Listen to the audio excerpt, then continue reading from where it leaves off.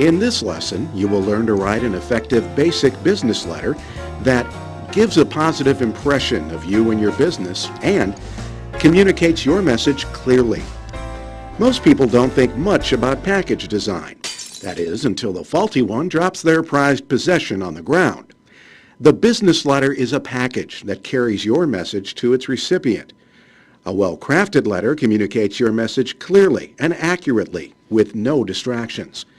A faulty one confuses your reader, takes work to understand, or is simply ignored. Remember, first impressions count, so take care to project a sense of professionalism in your letter's layout. Check to see if your company has stationery with a letterhead. If not, you will need to construct an inside address block.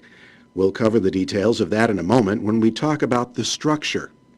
Use spacing and balance margins to give your letter an open, centered appearance. Margins should be 1 inch to 1.5 inches wide. Choose an easily legible type style and size. On paper, a serif font is easiest to read. Use 10 to 12 point size. And remember, this is a business letter, not an ad, so avoid flashy fonts or excessive italics.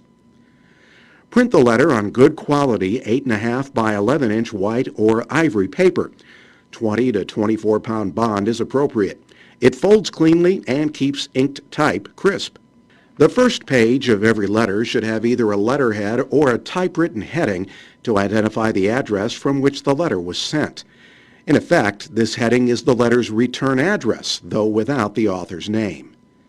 Spell out street, road, and so on. Directions such as northeast are abbreviated without periods. End the heading with the date the letter was drafted. Letters within the U.S. generally use U.S. date style, while international letters and military correspondence use international style. The inside address contains the recipient's name and mailing address. Place it 2 to 8 spaces below the heading.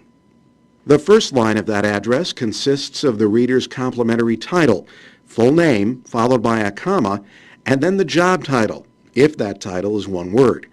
For a longer job title, add a line below the name. Next, list the reader's office or department if applicable. The organization name follows, and then any applicable street address, P.O. box, and suite or room, followed by city, state, and zip code. The U.S. Post Office prefers a 9-digit zip code. Double space and then include a salutation to personalize the message. Remember to capitalize each word and end the salutation with a colon. Double space again before the body of the letter. The body paragraphs should be single-spaced internally with no indentation. A double space separates each paragraph from the next. Set the body flush left with the rest of the letter and use a ragged right margin.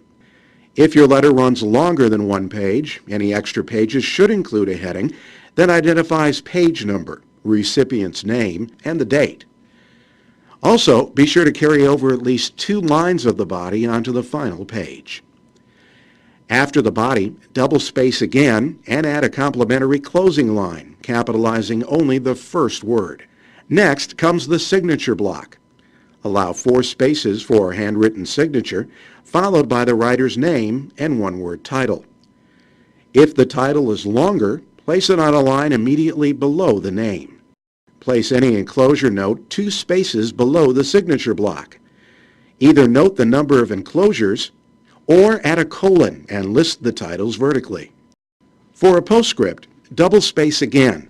Type P period, S period with no space between the characters and no colon following, and continue with your note. To paraphrase the Tao Te Ching, we make pots out of clay, but it is the emptiness inside that we use. So far in this lesson, we have covered the customs for the appearance and structure of a business letter. Now it's time to fill it with content using these basic steps: pre-write, draft, revise, and refine. For pre-writing, ask yourself what purpose the letter should accomplish. What do your readers already know about the subject, and what do they yet need to know? With those things in mind, gather any information resources you need, then jot down a list of the main points you want to cover and arrange them in a logical order. Next, draft your letter from that list. Introduce your topic in the letter's opening. In the middle, explain the topic more fully and supply your readers with any necessary details. For a good news or neutral message, it's best to state your main point early and then expand upon it. For a persuasive or bad news message, build up to the main point instead. Close by identifying what action should be taken next and who is responsible for that action. After your draft is finished, read back through from beginning to end, imagining you are the recipient. Check to make sure that all details are correct and that you've presented them in a logical order. Ask yourself if the tone is appropriately conversational and professional. Revise as needed. Then read back through the letter one more time to polish it line by line. Change any ambiguous wording to make the meaning precise. Make sure everything is spelled correctly, especially personal names. Correct any errors in grammar, punctuation, and mechanics so that the letter reads smoothly.